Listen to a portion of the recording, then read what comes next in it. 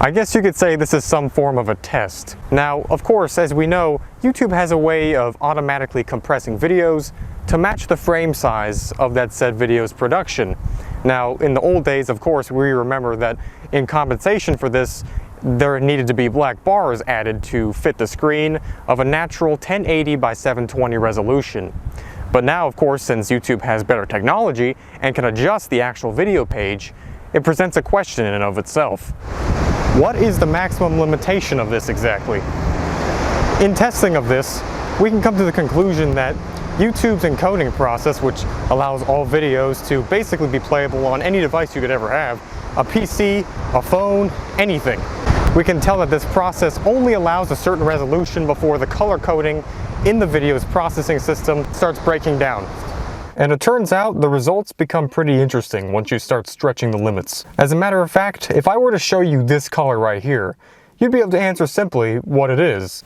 Now, of course, the end results might be varying depending on if you're colorblind or not, because in reality, what you're seeing right now is by no means any form of normal yellow that you'd be able to see in any other normally pixelated YouTube video. And that's because if you actually look into the details of the way the YouTube encoding process takes place, is it has a maximum limit of the ratio of pixels by length and size of which you can actually code normal colors outside of the regular RGB spectrum. As a matter of fact, technically speaking, because of this, every single color that you perceive in this video is a fake color. And every single thing in this video is technically not viewable in your normal visual spectrum. You're looking at fake colors that don't really exist, combinations of the basic RGB color spectrum. You may have noticed something about this video. The fact that in order to see the entirety of it, you'd have to zoom out of your browser's natural resolution by about 900%. Of course, unless you're using the YouTube app or the YouTube mobile website. Considering that whatever display you're using to watch YouTube right now, it has a finite amount of pixels in order to show any video that you might play. Same thing goes with this one. So because of that, technically speaking, this video is not thin, but it's actually thick.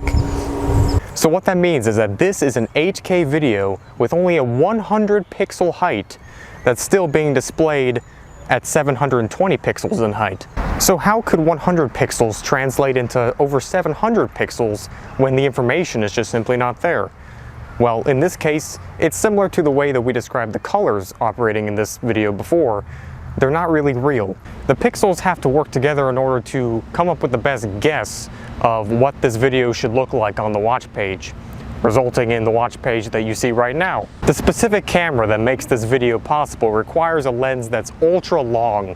I obviously can't show you the camera since I'm filming with it, of course, but I'll do my best to edit the best picture I can depending on whether or not it's visible on screen later on. So as an overall summary to this entire thing, we're pretty good at breaking YouTube.